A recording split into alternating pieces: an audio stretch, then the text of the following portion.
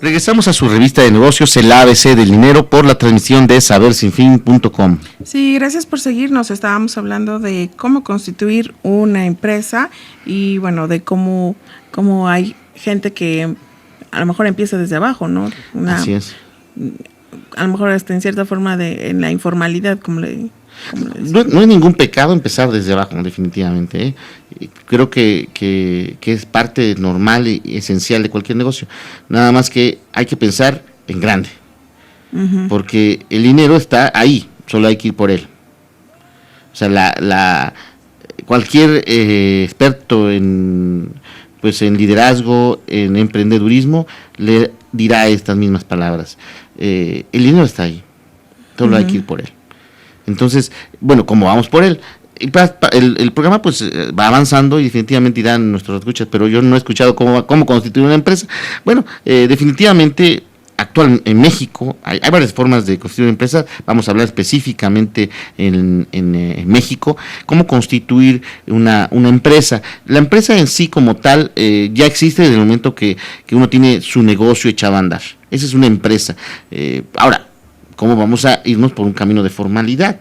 Hay gente que se pregunta, bueno, ¿yo qué diferencia tengo de yo ser un empresario a yo tener una empresa, unas famosas SSB, sociedades anónimas, sociedades de responsabilidad limitada, etcétera, ¿no? Esas muchas de las preguntas que nos han hecho nuestros radioescuchas. Y bueno, hay una singular diferencia. ¿Por qué? Porque es obviamente, de entrada, el gobierno, las leyes nos obligan a estar debidamente registrados en un padrón donde pues pueda uno cumplir con obligaciones que son inherentes a cualquier ciudadano, o sea, que son pegadas a nuestra existencia. Decía algún sabio, pues solamente de dos cosas son seguras en la vida: la muerte y pagar impuestos. Y verdaderamente los gobiernos buscan estipular mecanismos de recaudación de impuestos. Uno de ellos se llama Registro Federal de Contribuyentes. El Registro Federal de Contribuyentes es un registro específico a las personas, como usted y como yo. Cada uno de nosotros debemos tener un Registro Federal de Contribuyentes. Y digo debemos porque no necesariamente la gente lo tiene, a veces no tendrán en su vida alguna actividad empresarial, pero es muy raro. Definitivamente incluso las personas que llegan a laborar bajo un patrón lo van a tener, porque ese patrón tiene que presentar declaraciones de impuestos y tendrá que poner en esas declaraciones el nombre de sus empleados. Si usted es empleado de una de esas empresas, cualquiera que sea, tienen esa obligación, a menos que esté en el comercio informal, como hablábamos al principio. Pero ya cuando entres en el camino de la formalidad, cualquier patrón, incluso como empleado, tendrás que tener este Registro Federal de Contribuyentes. Cabe el comentario que a veces los que más pagamos impuestos somos los empleados, nada más que no lo sabemos porque nos lo descuentan antes de darnos nuestra paga.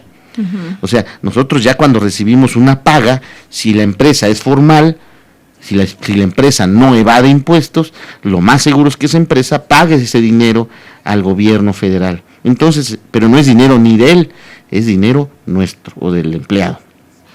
¿Ese empleado entonces tiene que hacer una declaración anual? Bueno, no existe la obligación, a menos de que el empleado gane más de 30,000 pesos al mes. Si el empleado gana más de 30,000 pesos al mes, sí tiene la obligación de, independientemente de que su patrón declara, él también tiene que presentar una declaración y seguramente hacer un recálculo, y puede ser que incluso también tenga impuestos adicionales.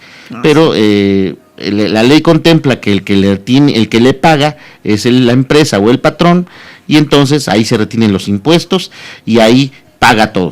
¿Me explico? Hasta 30,000 pesos al mes, más o menos, son cantidades gruesas, cerradas, ¿no? Cerradas, así es. Bueno, estoy hablando que cada uno de nosotros somos contribuyentes del régimen fiscal, pero eso no nos hace empresarios, ni tampoco nos hace ni exitosos ni derrotados, simplemente es un registro. Es decir, que este RFC, yo como empleada, no puedo usarlo para vender mis tamales afuera de mi casa. Sí lo puedes usar. De hecho, es el Registro Federal de Contribuyentes es un registro vitalicio, no cambia, ni con las actividades, ni con la edad, ni con nada, va pegado a tu ser.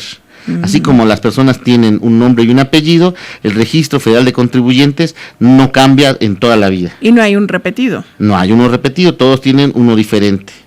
Exacto, porque tiene la finalidad de acompañarte durante toda tu existencia. Como mexicanos, nosotros debemos tener un Registro Federal de Contribuyentes que va ligado a nuestra persona. Bueno, ahora, ese es un registro, un padrón con el cual el gobierno tiene registradas a las personas.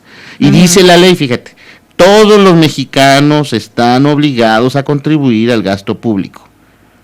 Así dice la ley. En la Constitución Política de los Estados Unidos Mexicanos, nuestra Carta Magna, dice, todos los mexicanos, no los ricos, no nada más los ricos, no nada más los pobres, dijo todos.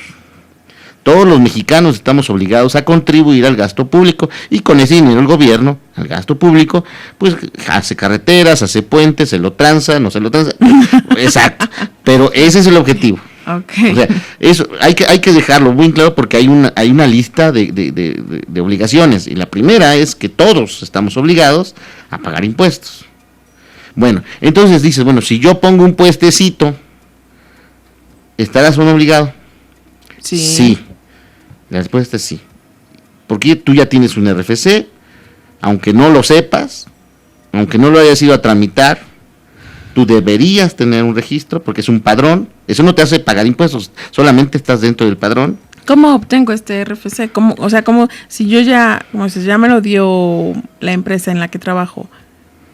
Bueno, ya me dio de alta. Exacto, si tú trabajas bajo patrón, seguramente tu patrón ya lo debe tener. Y normalmente te lo pone en tu recibo de nómina. Cuando te da tu pago, debe de venir por ahí tu RFC. Uh-huh, y si no te lo pone, vale la pena pedírselo. Y si el patrón no ha cumplido con tus obligaciones de pagar impuestos, bueno, pues entonces sí, no te queda de otra más que ir a... Mira, fíjate que actualmente ya hasta en las escuelas están tramitando el RFC. Oye, pero bueno, ahorita me surge una duda. Ok, a lo mejor mi patrón sí me está reteniendo el impuesto, pero no lo está declarando, no lo está pagando, se lo está clavando. Se lo está transando, sí, pues sí puede ser. ¿Cómo yo me defiendo ahí? No, pues definitivamente tú tendrías que hablar. Actualmente incluso el SAT abrió canales de comunicación, digamos, como de denuncia, donde tú entras a la página de www.sat.gov.mx y hay un botón por ahí que dice denuncia. Y tú puedes escribir ahí, oiga, mi patrón, fulanito de tal, no me ha entregado mis recibos de nómina y se me hace que me está transando, ¿no? Y se supone que el SAT ya con ese pitazo, pues va y ya investiga, ¿no?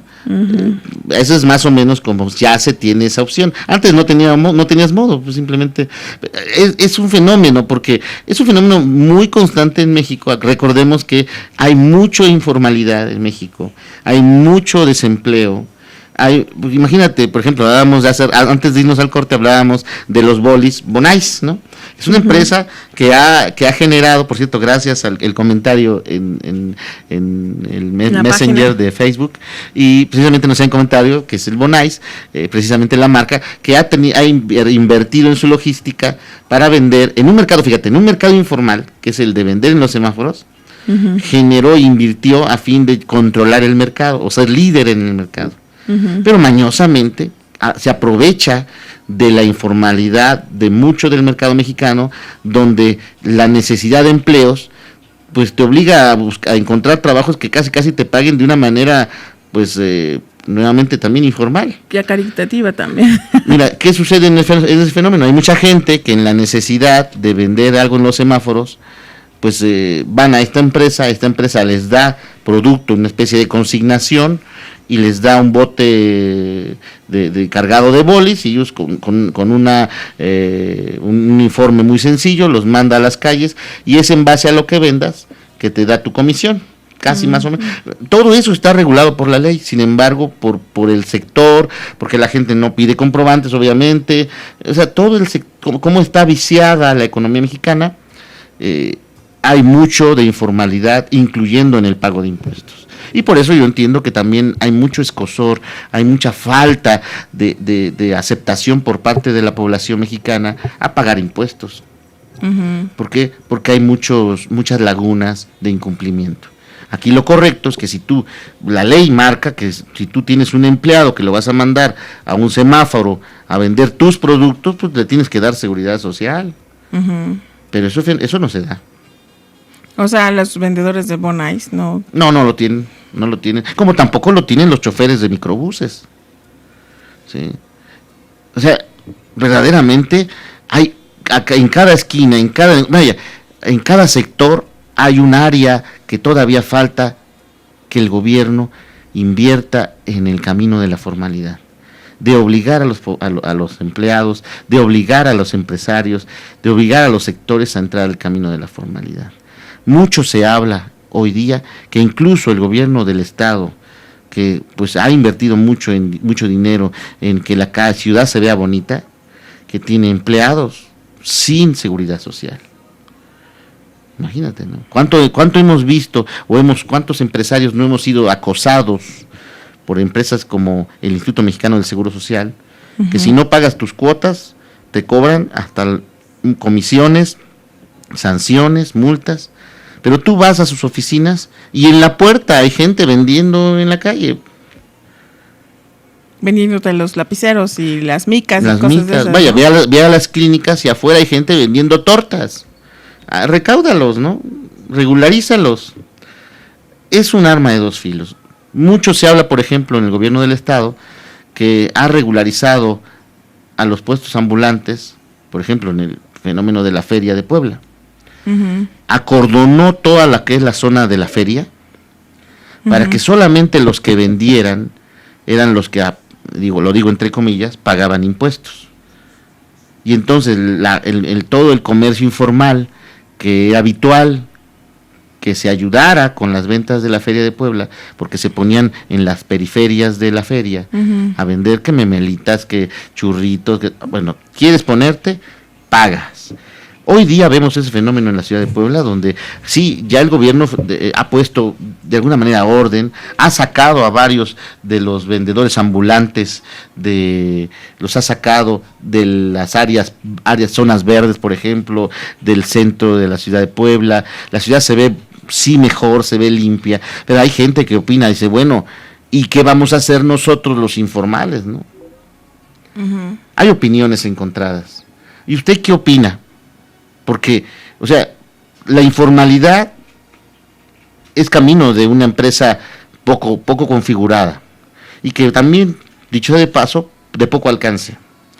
Pero también se justifica en el hecho de que la persona que lo está llevando a cabo, o sea, el emprendedor, también tiene poco alcance. ¿Por qué? Porque no tiene acceso a una buena educación, porque el gobierno no se la está proporcionando, porque es pobre, porque somos 14 millones de mexicanos en pobreza extrema. Uh-huh. O sea, entonces hay gente que dice, bueno, sí, hace falta emprender en México, pero esto es para lo que hay, para emprender puestos de memelas.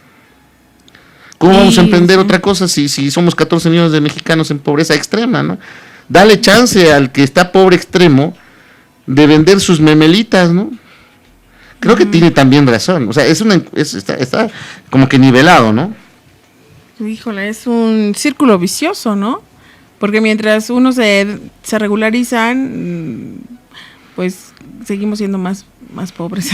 Sí, es que es un arma de dos filos, y por eso dice el público, la población en general dice, bueno, cuando ves la corrupción que hay a nivel nacional, menos ganas te dan de pagar impuestos, derechos, contribuciones, etcétera. Uh-huh. Entonces, ¿por qué me obligas a regularizarme cuando tú mismo como gobierno no has puesto orden? Vamos a un corte y quedémonos con esta reflexión para regresar retomando pues los pasos, ¿verdad? de esas empresas, cuál es el paso que debemos ir siguiendo. Uh-huh. Sí, pero pues compártanos sus opiniones, queridos Radio Escucha, díganos cuál es su percepción. Muchos de ustedes seguramente ya lo han vivido y vivimos un escenario de injusticia constante. Pues sí, porque a lo mejor hasta para regularizarse también hay muchas lagunas y muchos enredos y bueno, tú que eres el experto nos dirás después. Regresamos en un momento a su revista. Gracias.